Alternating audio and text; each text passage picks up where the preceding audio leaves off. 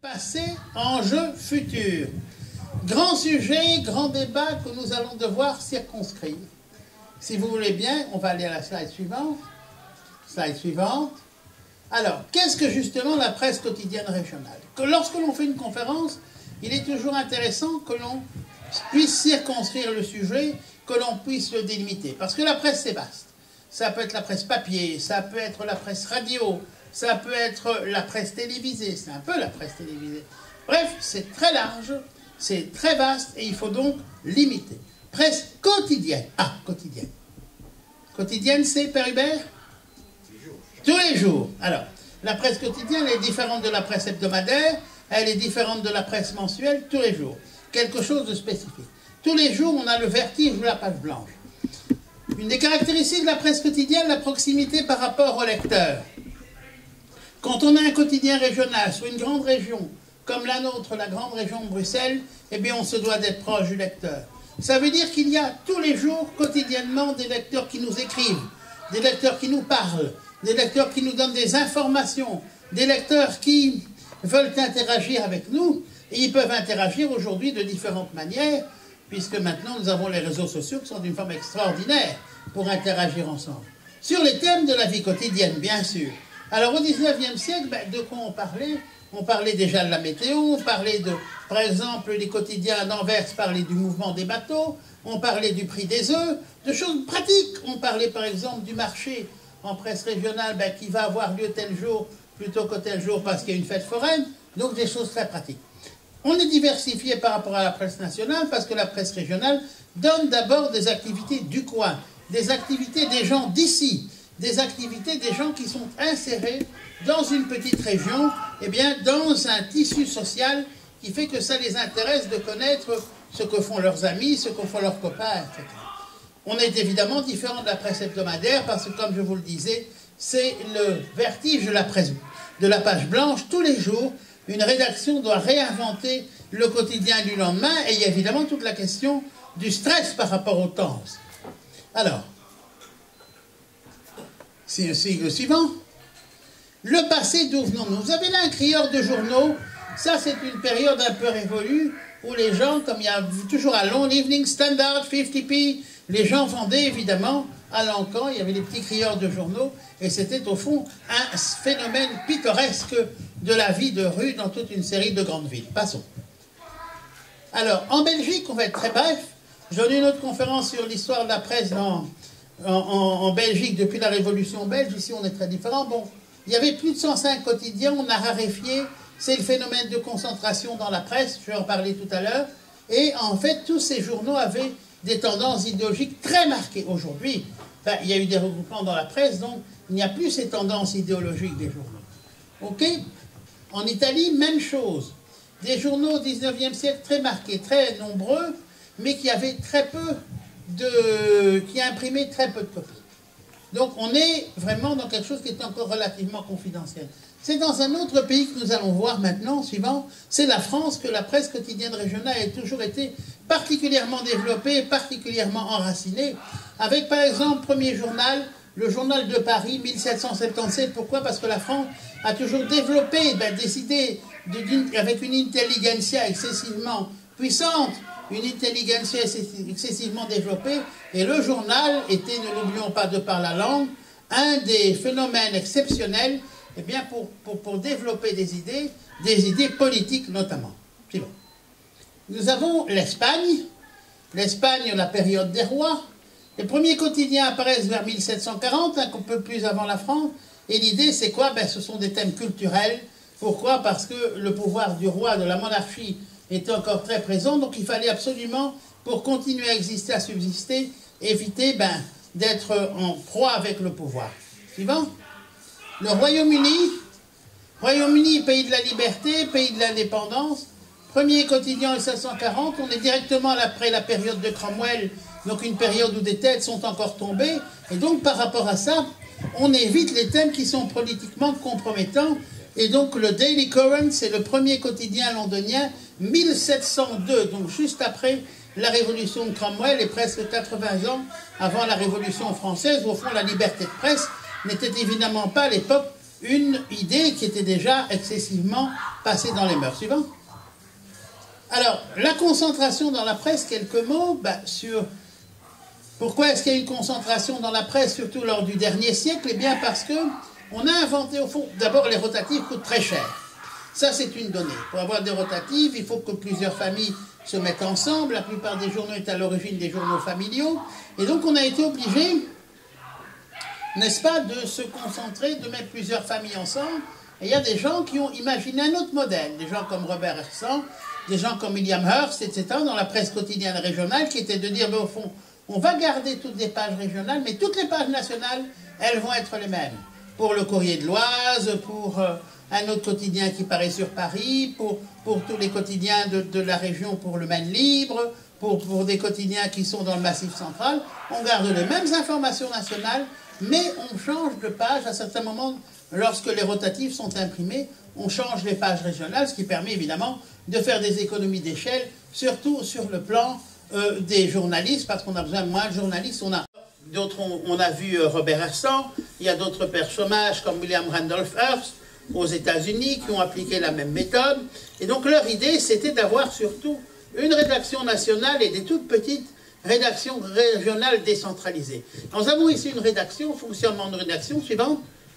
L'idée dans le fonctionnement d'une rédaction, là vous voyez le marbre, il y avait au fond dans la presse, c'était une des seules professions où le côté intellectuel, c'est-à-dire les journalistes, ceux qui pensaient, ceux qui écrivaient, étaient directement en contact avec les cols bleus, les ouvriers qui étaient à l'impression, les ouvriers. Et là, on est au marbre, c'est-à-dire que c'est l'endroit où, à l'époque, on faisait de la typographie, on y arrive, où on faisait les pages, mais des pages qu'on pouvait parfois directement défaire.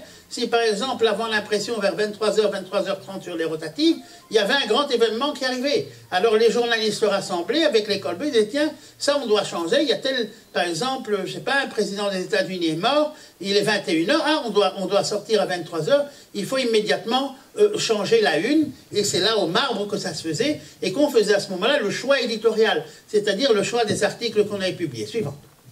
Donc, un des anciens téléscripteurs, c'est le téléscripteur de la date du décès, donc de l'assassinat de John Fitzgerald Kennedy à Dallas en 1962. Toutes les rédactions en avaient. C'était des systèmes où les agences de presse envoyaient par des machines qui crépitaient l'ensemble des nouvelles. Ça faisait un bruit terrible dans toutes les salles de rédaction et tout le monde connaissait cela. Suivant. Alors, le fonctionnement d'une rédaction, bien sûr, c'est la recherche d'informations. Sans information, pas de journal. Le journal est vide. Comment est-ce qu'on cherche l'information? On a parlé de cette interaction avec les lecteurs. Les lecteurs vous donnent des informations. C'est le curé du coin, Père Bert, qui dit attention au journal, il faudrait que vous annonciez que demain, à Basse-Wavre, il va y avoir une procession. C'est la personne qui dit oui, mais attention, dans mon village, il va y avoir quelque chose de spécial, il y a quelqu'un qui a 99 ans, qui va fêter ses 100 ans, vous devriez en parler. Donc il y a ce côté-là, mais il y a aussi tout le côté recherche d'informations par le journal même, notamment par les journalistes d'investigation. Ça, c'est encore une race à part, bien sûr, je ne vais pas entrer dans les détails. Une fois qu'on a toutes ces informations qui viennent de différents centres, il faut les sélectionner. C'est le rôle du rédacteur en chef, du secrétaire de rédaction. Ils ont tous les journalistes autour d'eux. Ils doivent dire au fond, on doit composer notre journal, qu'est-ce qu'on met dans quelle rubrique? Parce qu'il faut faire un journal équilibré pour le lendemain. Et on se dit à ce moment-là, ben, comment est-ce qu'on sélectionne sur une information? Ah, cette information-là, c'est pas urgentissime. Ça peut venir dans 3 jours. Telle information, ça c'est pour demain. On doit vraiment le reprendre dans le journal de demain. Et c'est comme ça, naturellement, que se fait la sélection des informations, bien sûr, comme je le disais, dans l'interactivité avec les lecteurs, puisque le quotidien est vraiment enraciné, surtout le quotidien régional est vraiment enraciné dans sa région, et ce sont les lecteurs qui vont donner la sève au quotidien régional pour lui permettre de vivre et de se développer. Suivante. Fonctionnement d'une rédaction, je suis très bref, je n'y reviens pas. On choisit les sujets, on est ensemble. Il y a des journalistes d'investigation, d'autres journalistes qui reviennent vers le rédacteur en chef avec toute une série de sujets. Il y a un travail d'examen par le rédacteur en chef des articles qui ont été faits. Bon, il y a éventuellement le travail d'un cartooniste, mais tous les journaux n'en ont pas. Mise en page, aujourd'hui, ça se fait automatiquement. Avant, c'était évidemment toute la période du plomb, etc. Choix de la une, parfois on change maintenant de une 4 ou 5 fois par jour. Bien évidemment, on l'a vu dans les attentats à Paris, on suit l'information minute par minute, on tweet les nouvelles informations. Enfin, c'est devenu très différent. Ce que je vous montre là, c'est un peu la presse de l'ancien temps. Correction, impression, distribution, passons. Alors, évidemment, il y avait des ateliers, vraiment des ateliers d'imprimerie. On passe un système qui était très important au 19e siècle, c'était la linotype, qui était inventée par Morgenthaler, qui a vraiment régné pendant plus d'une centaine d'années sur l'ensemble des ateliers d'imprimerie. Tous les ateliers d'imprimerie, de presse quotidienne, de presse magazine, de livres, ils avaient ce qu'on appelait des linotypes. C'est un système, au fond, parce que le système de la typo, c'est du plomb. Et donc, ça permettait directement de composer, n'est-ce pas, les lignes qui allaient dans un, comment dirais-je, qui basculaient dans une sorte de bassin où le plomb était fondu, et ressortaient à ce moment-là des périodes de raréfaction. Après la Seconde Guerre mondiale, tous les journaux qui étaient des journaux de la collaboration, on leur enlevait leur papier, ils ne pouvaient plus paraître. C'était la même chose dans des dictatures. Donc les systèmes politiques ont toujours agi sur les éditeurs de journaux en limitant les papiers. C'était la même chose dans le papier, dans le système communiste, pour éviter eh bien, que des journaux ne puissent être imprimés à 200 000, 300 000, 400 000 exemplaires. Suivant. Après vient la rotative, évidemment. Rotative dans laquelle sont imprimés des journaux. Et puis, après, une fois que le journal est imprimé, il faut la distribution. Distribution de deux manières. Ben, d'abord, il y a les abonnements. C'est-à-dire beaucoup de gens étaient abonnés à l'époque. C'est un système qui a beaucoup disparu. Avec l'arrivée de l'Internet, on ne s'abonne plus au journal. Les gens veulent tout gratuit. Donc, les gens qui étaient abonnés de père en fils, toutes les familles, etc., tout ça a disparu. Il y avait les librairies, suivant, et on voit que les libraires, ça diminue, c'est très difficile. Nombre de libraires en France qui diminue excessivement fortement. Belgique, même chose, 2010, 5750 points de vente chez les libraires. On va chez son libraire, on achète son journal. Mais ce n'est pas avec le journal, ce n'est pas avec 30 centimes ou 40 centimes que le journal, que le libraire dans les provinces reculées va gagner son argent. Il est obligé de faire du loto, il est obligé de vendre des chocolats, il est obligé de faire toute une série de choses pour se maintenir à flot. Et donc c'est un métier qui est en voie de disparition avec un autre phénomène qui est le système de création de chaînes où des gens achètent évidemment 5, 6, 10 librairies avec des passe-portes très importants et mettent des employés. Donc c'est un système, le monde des libraires, c'est un monde qui est en profonde mutation, mais qui aujourd'hui est très difficile à vivre, parce qu'il faut se lever à 4h30 du matin, il y a les inventaires, il y a les invendus, il y a la caisse. C'est un métier très très difficile et beaucoup de gens renoncent. Selon le syndicat national des indépendants, en 2014, il restait 4535 libraires. Oui. Alors, publicité et marketing de masse qui a aussi fortement changé, c'est la publicité dans les journaux. Pourquoi? Parce qu'à l'époque, 19e siècle, les journaux, c'était des feuilles d'annonces. Bon, maintenant, on est sur l'Internet, on a des sites de petites annonces, mais à l'époque, celui qui voulait vendre une brebis, celui qui voulait vendre une vieille voiture, celui qui cherchait un logement ou qui vendait une maison, eh ben, il mettait ça dans le quotidien régional. Ça, c'est fini. Bien entendu, les publicités sont passées sur Internet, mais ce qui reste aussi au niveau du marketing de la presse quand même, c'est que les journaux font des opérations marketing, ben, soit pour se faire connaître, s'ils ne sont pas connus, mais il n'y a que des fous qui créent des journaux actuellement. La plupart sont des journaux qui sont déjà là depuis 20, 30, 40, 50, 100 ans, et qui donc ont besoin, un peu comme Coca-Cola, de maintenir leur marque et qui font des opérations de promotion. Opérations de promotion aussi, ben, qui sont liées au monde dans lequel vit un quotidien régional, c'est-à-dire à sa région. Et un quotidien régional, ben, il est impliqué dans des activités. Nous allons faire ici bientôt une activité pour Saint-Étienne, la sponsorisation d'un salon, par exemple. Ben, quotidien régional, il est lié à une région bien déterminée. Et donc, par rapport à ça, ben, on vient le trouver, on dire, tiens, tu ne pourrais pas sponsoriser ci, tu ne pourrais pas sponsoriser tel concours, comme on va le faire dans le Brabant Ballon encore au mois de mars aussi. Donc, il y a tout cet aspect marketing, tout cet aspect sponsorisation d'événements pour rester justement proche de la population que fait un quotidien régional. Suivant. Bon, diminution des libraires, on en a parlé. Voilà. Alors, aujourd'hui, oui,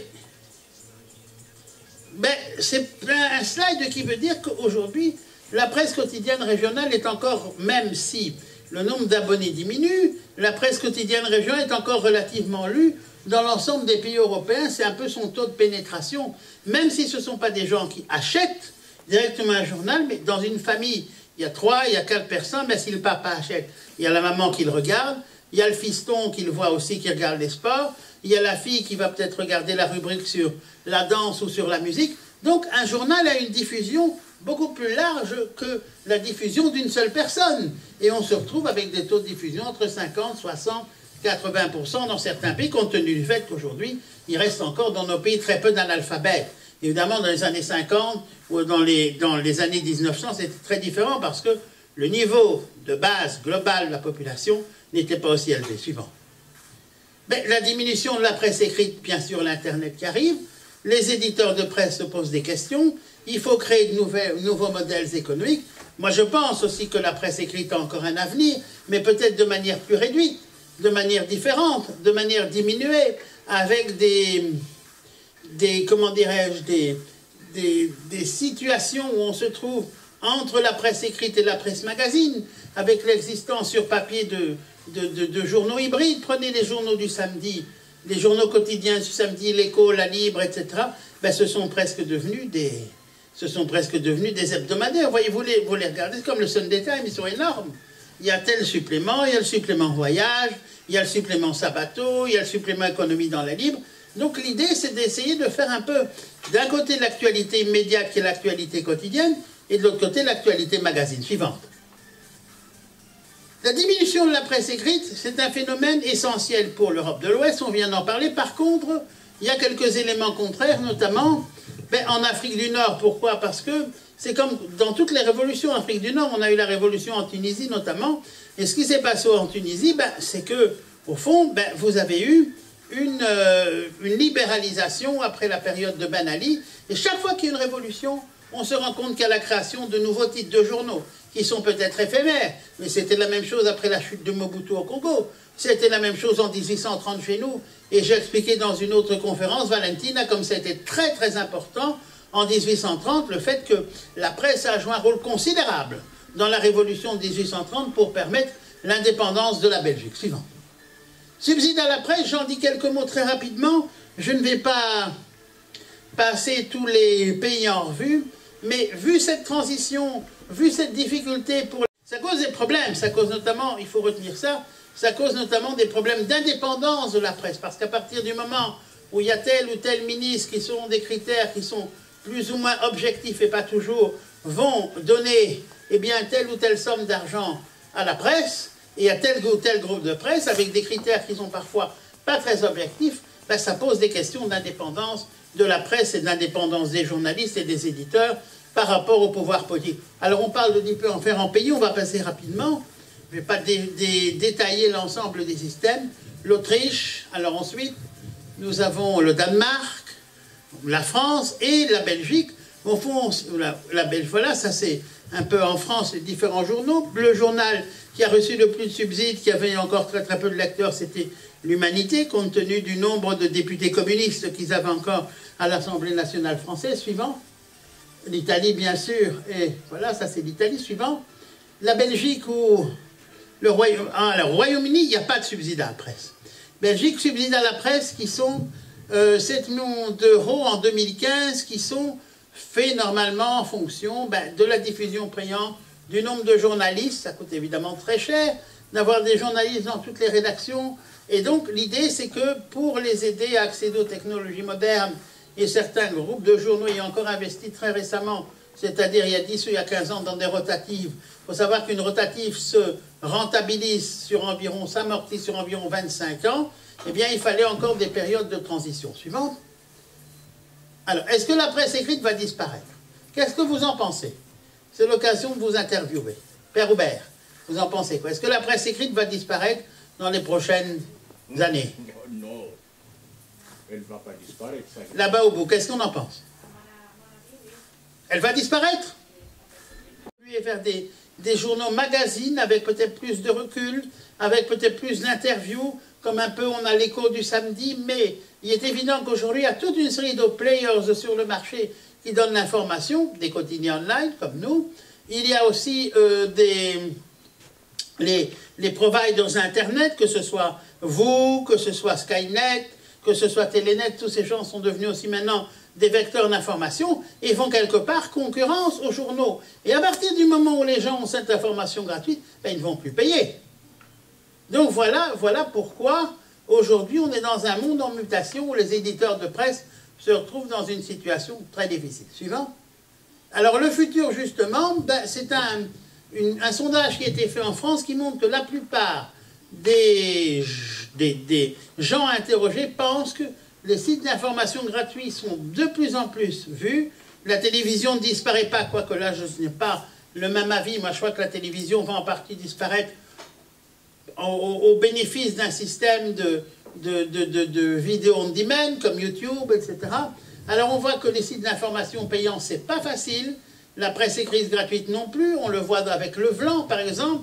Le Vlan qui est l'hebdomadaire des petites annonces à Bruxelles qui est depuis en 5 ans s'est réduit. Obligés de racheter, enfin on était obligés, se sont vus eux-mêmes obligés, ont voulu racheter toute une série de titres de presse.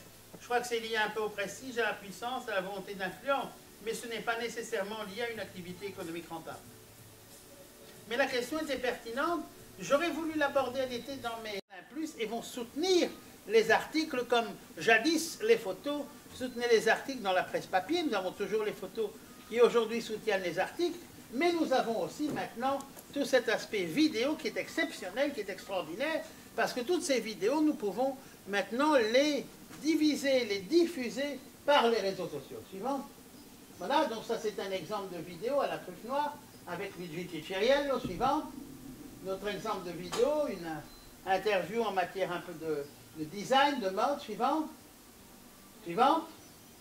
Voilà, et donc merci à tous d'avoir écouté religieusement cette conférence sur la presse quotidienne régionale et sur notre quotidien qui démarre, qui est encore jeune, mais qui est, j'espère, appelé à se développer. Merci.